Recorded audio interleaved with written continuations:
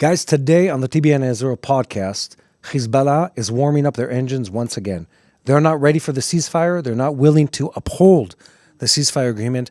And they've been clashing with the IDF and moving south into positions. And we might just be looking at another round with Hisbollah. And who could imagine that just a few months after we crushed Hisbollah and after the IDF withdrew to the line it's currently at, we'd be sitting here talking about Hisbollah once again being ready or gearing up towards conflict with Israel. I think it's very important to remind all of our viewers what happened in the last round of fighting with Hisbollah. Hisbollah was the largest, strongest, biggest, most advanced, and most equipped and richest terrorist organization in the world, not just in the Middle East. And after just a few rounds of fighting with the IDF, including the beeper attack, the strikes on the communication centers of Hisbollah, and then the strike on the Dahya underground bunker that terminated the leadership of Hisbollah, including Hassan Nasrallah, the arch leader of this organization, Hisbollah was reduced to a small terrorist organization, but in the meantime... Smaller. But there's still tens of thousands instead of close to 100,000. Yeah, they're still the largest military force in Lebanon, bigger than the Lebanese National Army. And the best equipped and the best paid. Exactly. But five times more. Before we start, Thank you. I could see Toma gearing up. Like he wants to jump on me. Before we start, guys, where's our camera? Whatever camera we have, that one. If you're watching at home and you've tuned in, make sure you stop this video for just a second. Pause the video, press the like, the share, and the subscribe. And the reason is that's the only way we know how to get the truth out of Israel. It's only organically, only through you guys doing that. And so far, I'd say it worked pretty well. Yeah. So keep up the good work, guys. About half of our viewers are subscribers. So you other half that have not yet subscribed yet, make sure to pause and do that right now. Yeah, I'm now just looking for the subscribe button. Have you subscribed, Yair? Yes, I have. Anyway, so back to the topic. Yair started with Hisbollah was this war machine that was venerated and feared in Israel for a very long time. Venerated, I like that. That I didn't get the new word for a while. I'm not sure. I'll work on it again. I look them up before I come into the studio. Anyway, Hisbollah was this substantial fighting force that we all feared, we were all apprehensive about. And then we found out they were not as big and bad as we expected them to be. We talk about that extensively, by the way, in the previous podcast. But what we do know about them is that they took a dramatic blow. And yet, even after all of that, and a very major campaign, and the assassinations, and the destruction of most of their weapons arsenal in the war against Israel, they're still in the tens of thousands of people. And still to this day, in one way or another, the Iranian regime is pumping money and weapons into southern Lebanon to try and jumpstart the Hisbollah terrorist organization. Yeah, so what's happening on the ground now is that the IDF maintains 5 positions, 5 posts. We visited one of these posts inside strategic locations on the border between Israel and Lebanon, and also crossing into the Lebanese side to make sure that we can see what's happening on the ground and to make sure that Hisbollah does not try to dig up their infrastructure and the weapons stockpiles, which they do. They are. And these are the strikes that we're hearing every day of a bulldozer that was trying to excavate a missile site and was struck, of a Hisbollah terror cell that was scouting an area that they're not supposed to be in south of the Litani River and violating the ceasefire agreement between Israel and Lebanon. Yeah. These are the certain things that we hear. But on top of that, we have heard reports of the IDF striking positions of Hisbollah even in the northern sides of Lebanon because of organizing and smuggling attempts of weapons from Syria, mainly into Lebanon. And Hisbollah is not stopping. They're also getting money through personal individuals from Iran, because we have been cracking down, and the international community helped us with cracking down on major money routes of Hisbollah, but they found other ways to do it through the individual realm, meaning that they send the money to a person, smaller amounts, and that way they can get the money into the country. Let's explain the greater scheme of things here, because I think it can get complicated. And before we dive into the details, the backstory to all of this is Israel beat Hisbollah. That already happened a while back. And since then, there's been a ceasefire agreement that has been, for the most part, upheld in Lebanon. And the main points in that ceasefire agreement, this is very different, by the way, than what's been going on in Gaza, are, first of all, that Hisbollah is supposed to be withdraw north, away from the southern part of Lebanon, away from where the Shia villages are in southern Lebanon. They're supposed to be replaced as a substantial fighting force by the Lebanese army that is supposed to be, in turn, rebuilt by an international force that funds it and trains it and builds it up, etc., etc. And all of those things, for the most part, have been happening. And then there's another part here, which Hezbollah is supposed to stay small and eventually be squeezed out of Lebanon. And on that part, that hasn't been happening. Yeah. That's where we are today. That's sort of the big story that we're looking at, is Hezbollah, which was an organization that was dramatically downsized and weakened, is once again trying to regain. Yeah. What are they trying to regain? They're trying to rebuild positions. They're trying to find their way to weapon caches and sort of fix them, build them, make them operative again. They're trying to bring in cash again so they can pay people. They're trying to recruit, and very importantly, they're trying to go down south to where they're not supposed to be present at this point. Yeah, I think the struggle is also internally inside Lebanon, and Hezbollah is trying to regain its position as the defender of the Lebanese people, and especially the Shiite people in Lebanon that are predominantly in the southern part of the country. Yeah. So Hezbollah used to take care of the health care, of the social benefits It was the of government. these people. It was the government. And sadly, the Lebanese government is not able to fill in this vacuum. So Hezbollah is again trying to regain control of these services and get the support of the people. Wait, let me just explain what you just said, though. Because the Lebanese government is weak because Hezbollah is strong. The two are interconnected. Because Hezbollah is like cancer in a body. Well, I mean, let's speak practically here. Hezbollah assassinated members of the Lebanese government. Hezbollah threatened the lives of members of the Lebanese government. Hezbollah would, and the list goes on, they'd hijack things from ports within Lebanon. They would murder other people that were competition for their business model, which is smuggling and weapons. So again, this isn't some organization that just sits quietly. They were actively destroying the country of Lebanon that had already been at sort of the back end of over 40 years of civil war. Yeah. So this is already a destabilized country, not continuous years of war, but in peaks and intervals years of war. But here's what happens last week. The IDF starts escalating dramatically operations in Lebanon, and it just says openly, guys, Hezbollah is violating the ceasefire agreement. And it says to the Lebanese government and South Lebanese army, it says to them, Can guys, you explain that? Yeah. What it means that Hezbollah is violating the ceasefire? So we said this previously. They're moving south. They're trying to rebuild positions. They're trying to smuggle in weapons once again. They're trying to smuggle in cash once again. All of those together, and then again move all of that, all the assets, all the power, down to the southern part of the country. Close to the border with Israel. Exactly, on the border with Israel. And Israel looks at that and says, guys, we're not doing this again. Let's be honest here. We're not repeating what happened previously. You are not coming back. And we send a warning, not just to Hezbollah. We send an official and public warning to the Lebanese government. And we tell them, guys, dil balak. Yeah. Which is, But be warned. Beware. Beware. But Yeah, immediately when we did that, the UN field note, can you read? I put you that in red there. Yeah, the UNIFIL says they condemn the last wave of strikes, and they say it's a violation of one of the UN resolutions. Let me just be clear. We talked about this also last week in the podcast. This is funny, actually. I don't want to repeat all of this, Yeah. but just to be very, very succinct, which is a fancy word for short. Succinct? Succinct, yeah. Succinct. Never heard. Cool. I like it. 2 words in a Wow, I forgot already the first word. Anyway, to be to the point, the IDF and the UN are not working hand in hand. The UN is supposed to be a neutral force.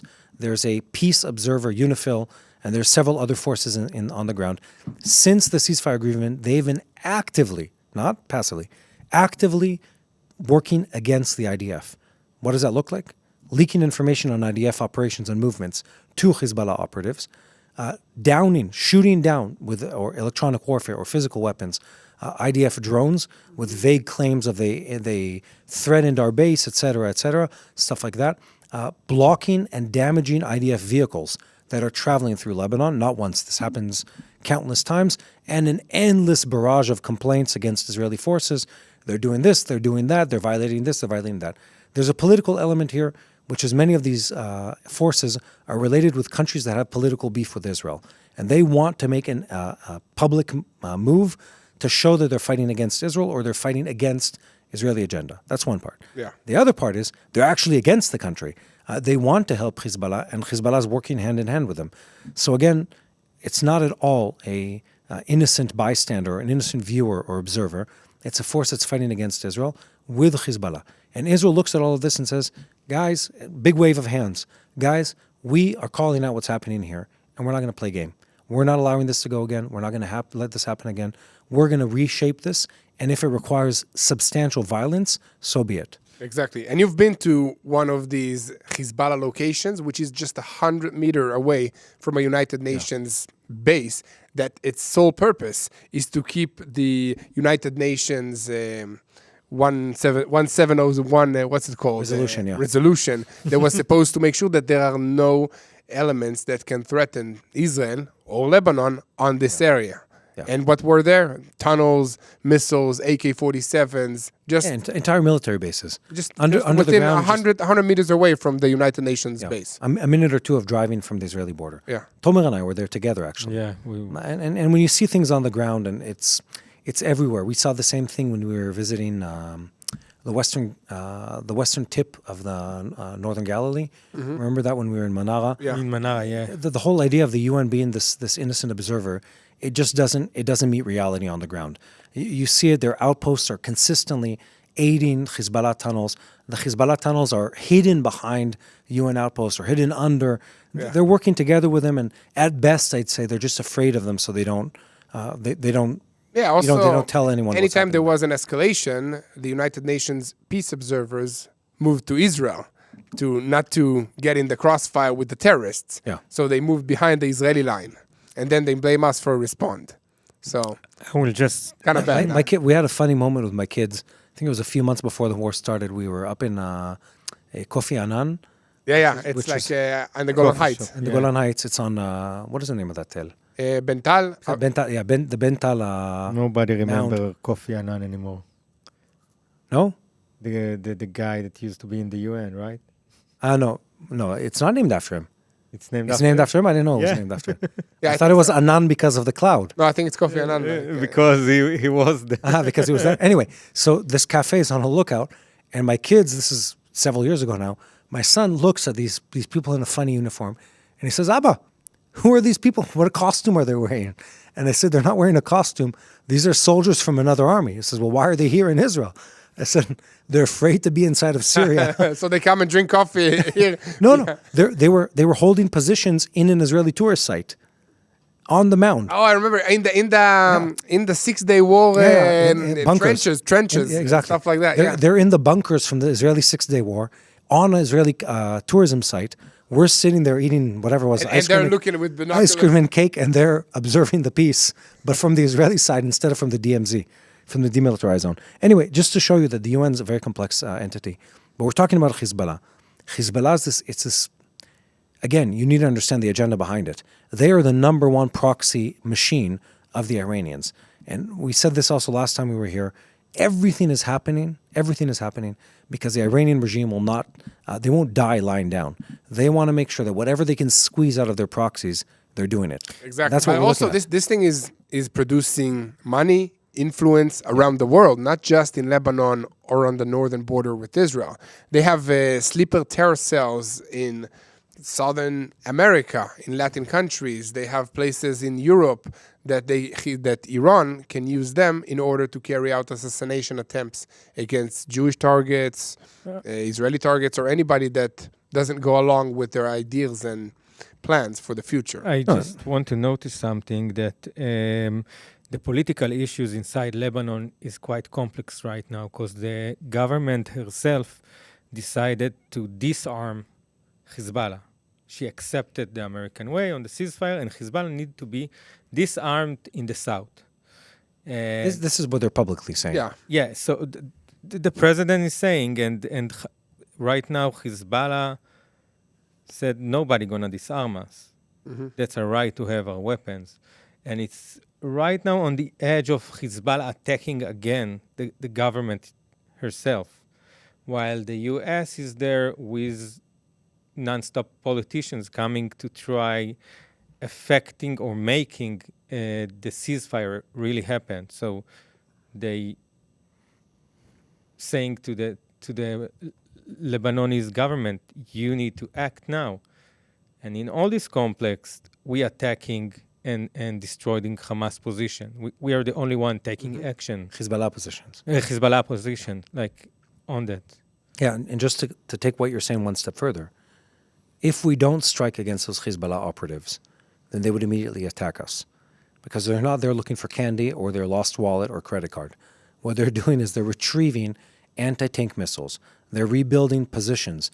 They're moving back missiles into their facilities and fixing places that were bombed or broken or neglected and stuff like that. And they're not doing this for the sake of show or for the sake of fun. They're doing it because they want to immediately use them against Israel as a threat against the country.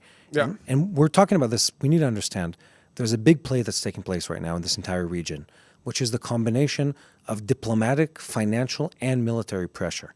And we talked about this many months ago with this whole idea of maximum pressure by the American government on the Iranians. This is what it actually looks like on the ground. When you combine the tactical and the strategic, you see the Israeli forces on the ground are really putting the pressure, the squeeze on both Hezbollah and Hamas.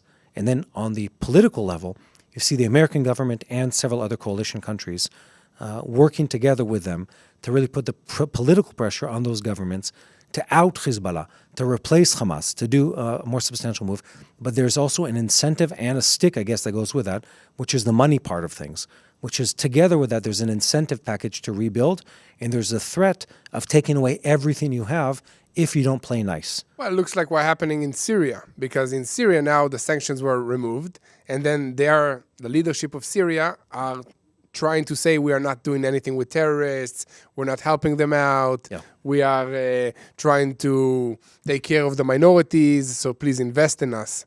And this is the same with Hezbollah. Also, if Hezbollah is strong, Syria is threatened, because the Al-Julani regime pushed away all kinds of Iranian influence from the country and terminated a lot of the smuggling routes of weapons, personnel, and anything related to the Iranian influence into Hezbollah in Lebanon. Yeah, and we need to remember that before Al-Julani and HTS took over Syria. He's a great basketball player. I've learned. I heard. I need to watch the movie. It seems maybe He's a crossover.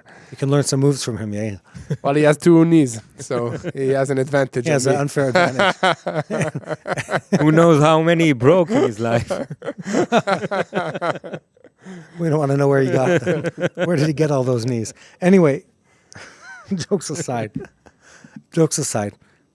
think of their government. Before HTS takes the sort of the lead of Syria, Assad doesn't actually control the country. He controls a small part of the country, mainly on the western part, mainly in the city centers. Mainly Damascus, Most of the Syrian desert, which is the eastern part of the country, most of that is overrun or by militias, which is sort of where HTS built itself up. ISIS-related militias, or other terrorist militias, groups. or overrun by the Iranians who use it just as a highway into Lebanon. That's really what was happening there, and others. Well, let's be honest here. Right, it still happens like that for many parts of the country. It's not like he took control of the country and everything is organized. Yeah, we've been there. Yeah, we were there in, what was that, a couple months ago in Syria. And you see it on the ground. I have, by the way, a close friend who both know, who's on the ground in one of the outposts we visited. Really? Yeah, I'll say his name when we're off air. But, I know who. Yeah, Exactly. We talked about this. I know. And on the ground over there, it looks peaceful.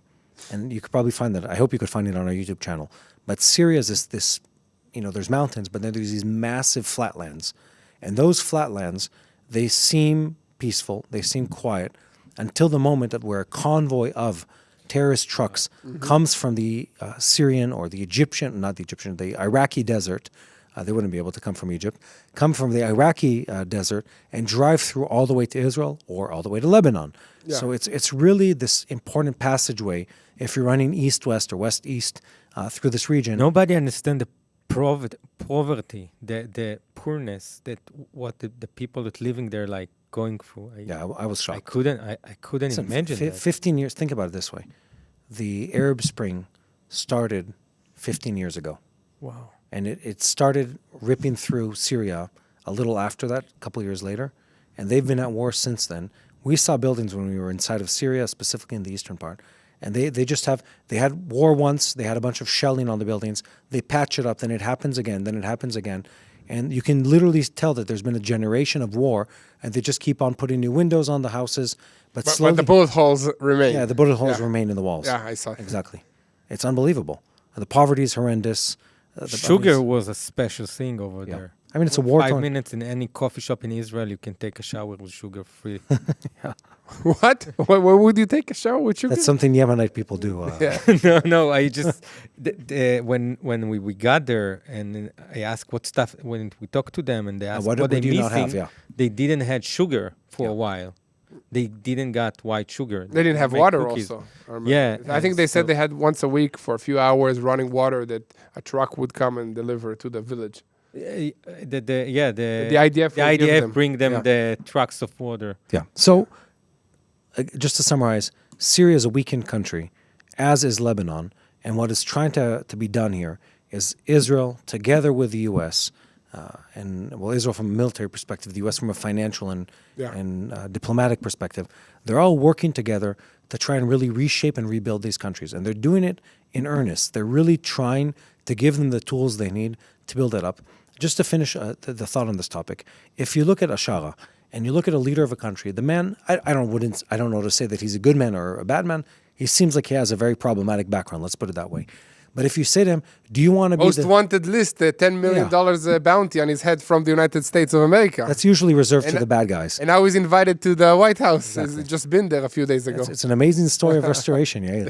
So anyway, you look at this story, and you say to yourself, whatever his agenda is, if someone is presented with the option, do you want to be the person who completely changes the history of your country? Mm-hmm. And if you do that, we're going to remove the sanctions.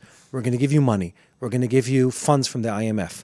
We're going to rebuild you with humanitarian aid and engineering and other forces. We'll build up your army, and you will be the guy that took the country from this, this flea motel of a Middle Eastern country and turn it into a country that has like this Renaissance story. Mm-hmm. Who would say no to something like that? Especially when the other option is be overrun by the Iranians. Yeah. So of course he takes that option. Of course he allows, or wants to be part of that. It makes complete sense. But before we move on, we need to talk about our partner today. Mm-hmm. Our partner today is One for Israel Ministries. What they're doing, and I can say this firsthand, I know these people and have known them for many, many years, as do you, as do members of our team. The real war has ended, or at least for now, it's ending. But the spiritual war hasn't stopped. About 99% of Israelis have never heard about who we call Messiah, which is Yeshua Jesus. Yeah. And these guys, One for Israel, they're telling people about it.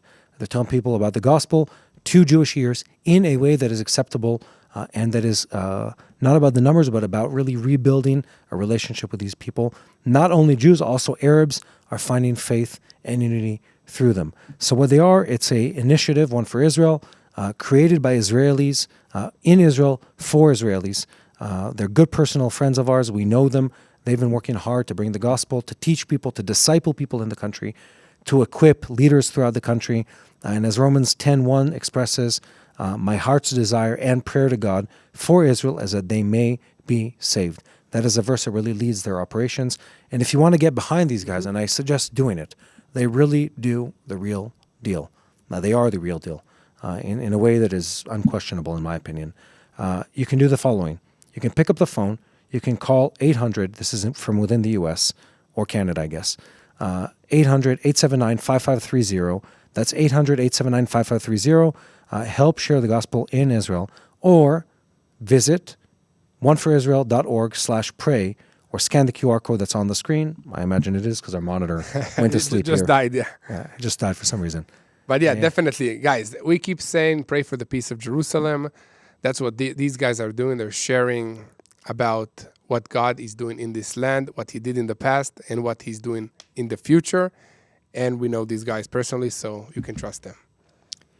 So moving on. We talked about Hisbollah. We talked about the fact that the Lebanese government and army have been tasked by the U.S. to stop Hisbollah and to disarm them, and that they've said that they want to do that, and whether or not they're able to is a different question altogether. So I think they're not able to. They The can Lebanese try. government.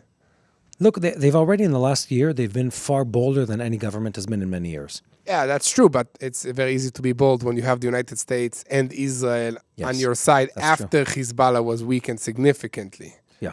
So we'll see. Now, I think now they're testing the ground to see if Israel is still willing and bold to carry out these strikes against Hisbollah so that they won't be left alone to deal with this huge terrorist organization without the backing of Israel and the United States. So they're kind of checking the ground to see if there's full backing for a long term, or it was maybe just until the war in between Israel and Hamas in Gaza ended. Well, they're both supposed to happen at the same time. Right? That's Yeah, but Hamas should be dismantled in Gaza. Hezbollah should be dismantled in Lebanon. That'll be great. Without the two huge terrorist good for us. armies Very on good our for us. borders. The It US, would be super great. warned that until the end of next year, Hezbollah will be disarmed. Well, they also said that within 72 hours, all the hostages are back. We're still waiting for some. So it's a good statement, but it takes time, this thing, to dismantle a terrorist organization that doesn't want to be dismantled and is part of the political system, part of the, I don't know, It's a religious society. organization. That's a huge difference. They're not just an organization or a terror organization. They build on... Well, also Hamas is a religious organization. Also ISIS is a religious organization. Kind of all terrorist organizations, most of them are religious organizations. from one religion. From the radical Islam, yeah. Different sects of it, but yes. So, But with is that, now do you think- looking at the I'm thinking of where this is all going to go. yeah, that's the question. I'm trying to think of getting in the head. where it's going. Where is all of this going?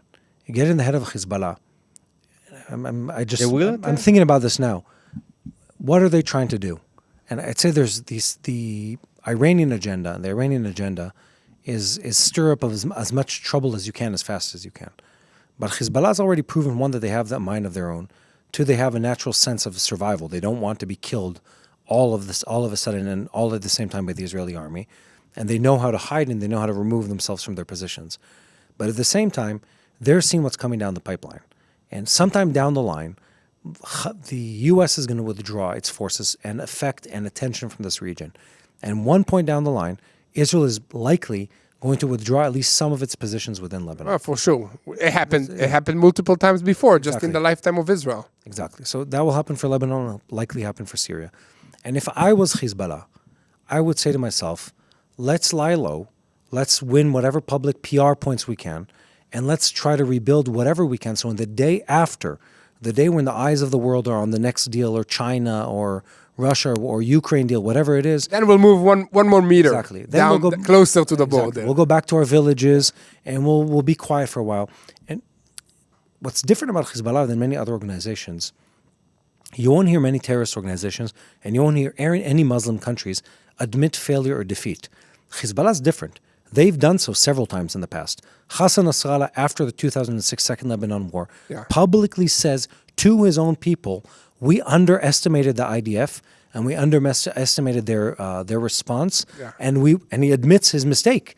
He says we didn't. It was the most sloppy war that we ever had. For Israel's sake. Yeah. Yeah, it was a very sloppy war. We were sloppy. I remember I just began the army, and as a photographer, I went up with the units, and I could move from each one to... nobody knew what's going on, where to go. It was a poorly managed war. Yeah. Very poorly managed. And I mean, we suffered dramatically because of it. But Israel learned lessons from that. We prepped for the next war substantially because of that. And Hezbollah did too. That's the thing. They learned the lessons. They know how to learn the lessons. And now they're sitting tight and they're thinking. Their leadership isn't as cohesive as it used to be. But they never imagined, think that they needed to replace 60% of the officers. All the leadership or the leaders that they had gone.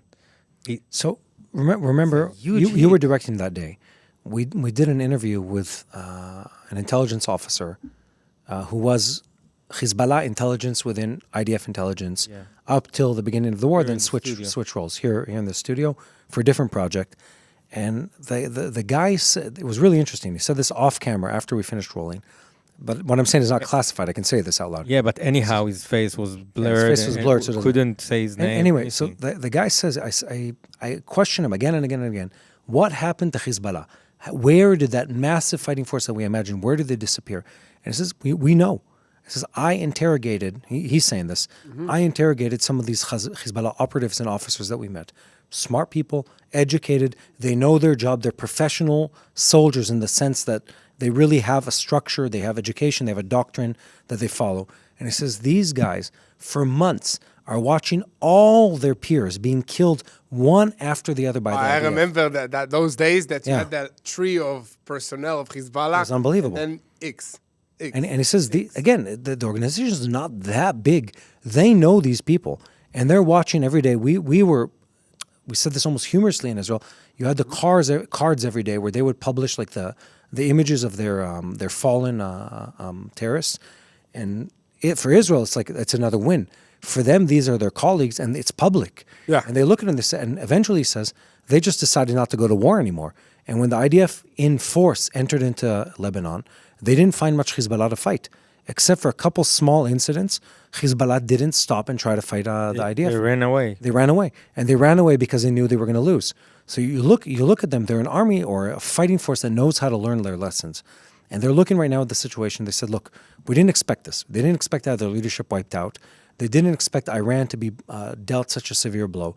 They didn't see it coming, but they're able to learn the lesson. But what's very interesting is during the 12-day war between Israel and Iran, Hezbollah did not launch any missiles at Israel. There was not any retaliation. They didn't help their leaders in Iran. Does that mean that they have their own kind of leadership and decision-making process?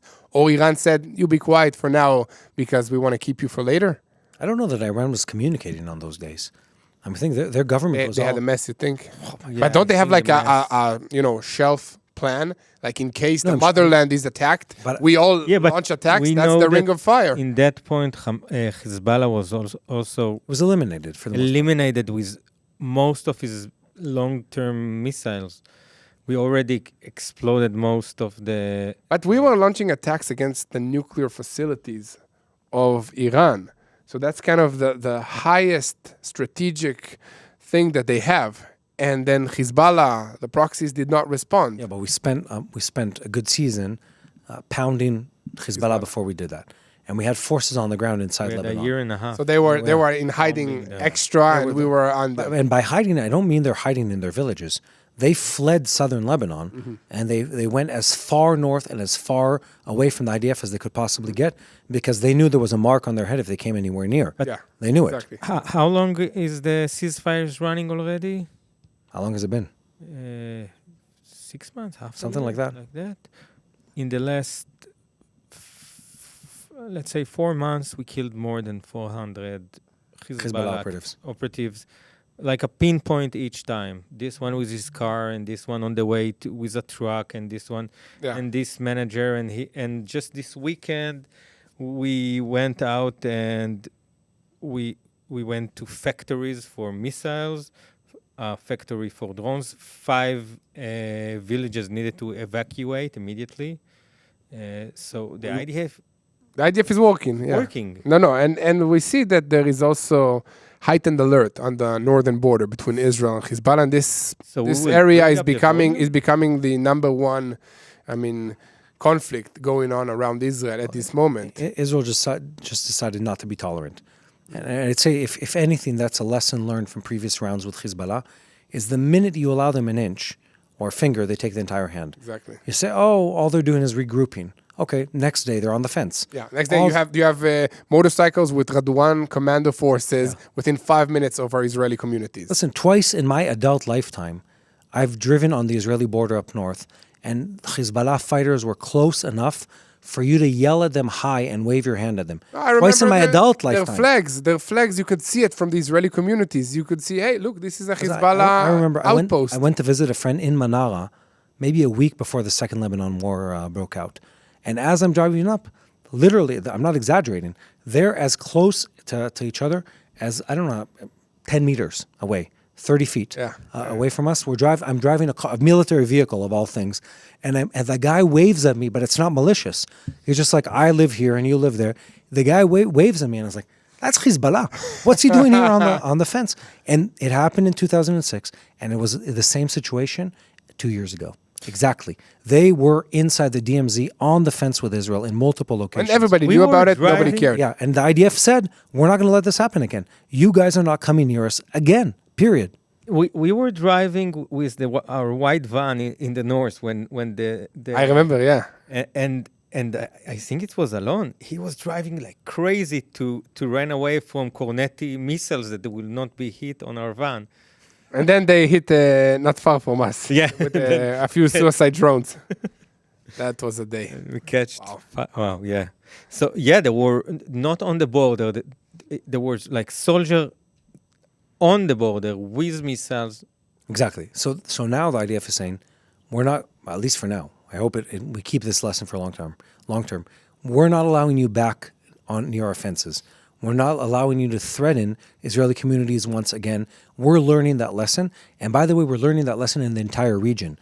We have soldiers on the ground inside Lebanon, inside Syria. The reason they're there is to create a buffer between the Israeli communities in Israel proper and the terrorist forces outside of the country. And the same applies to the Gaza Strip, and I think we'll quickly pivot to that, to what's going on there. The same applies to Gaza. There's international pressure. There's financial pressure. There's a coalition of countries that are all working together to try to create that international, stabilization force, something, will be, yeah. whatever acronym they come up with during the week. Under the peace committee, right? Yeah. The Fellowship of the Ring and all that. Yeah, it sounds like a low-budget sci-fi movie. Anyway, all of that to say is that Israel's learning the lesson, and we are not stopping the military pressure until the diplomatic and the national solution is fully implemented and stabilized.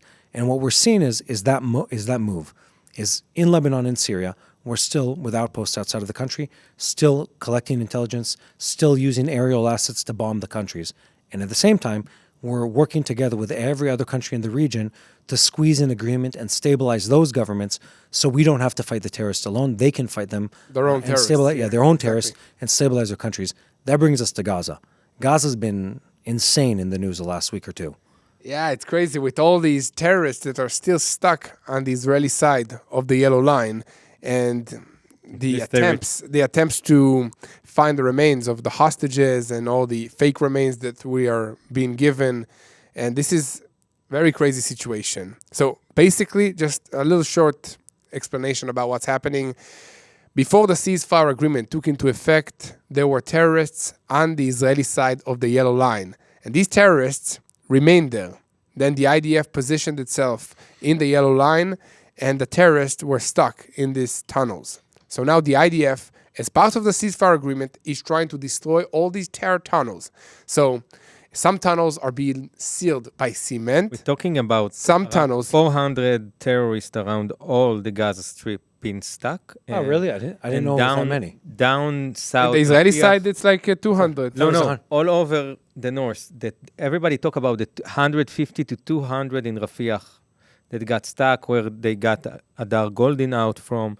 So that's 200. But around the whole Gaza Strip, there is around 400 terrorists being stuck in tunnels. And then Hamas is asking now for amnesty to these terrorists, that Israel will give them safe passage back home. So I want to ask you guys back at home, what do you think about this? Should Israel just grant safe passage to these terrorists that waged war against us and go back to the ranks of Hamas? And guess what? I don't think they're going to start selling shawarmas in Gaza. They're going to carry out more attacks against us if I put my money on it, you know. Hamas destroyed all the shawarma shops. Yeah, that's another very big dramatic issue in Gaza. He closed all of them. Yeah, he wants a monopoly on the shawarma. It's understandable. Well, shawarma is a hot commodity in the Middle East. Exactly. And in many European capitals. Anyway, we have people here from Canada, and I would like to offer them to ask us a question if they want to come up here. Don't have to if you don't want to, but if you do.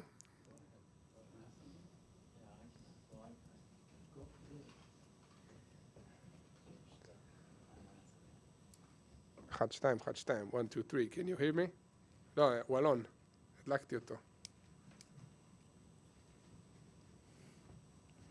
לפתור למעלה. היי. העבירו את גולדין. העבירו אותו? So. יפה.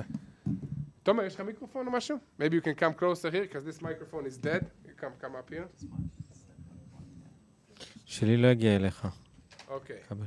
So, yes, you can speak. So I'd like to say these guys are terrific. First of all, I listen every night. My wife is Catholic, and she's more of a Zionist than I am. And I'm just, my question is, will Israel ever be militarily independent and strong enough not to have to put up with all the BS in the rest of the world? In what sense?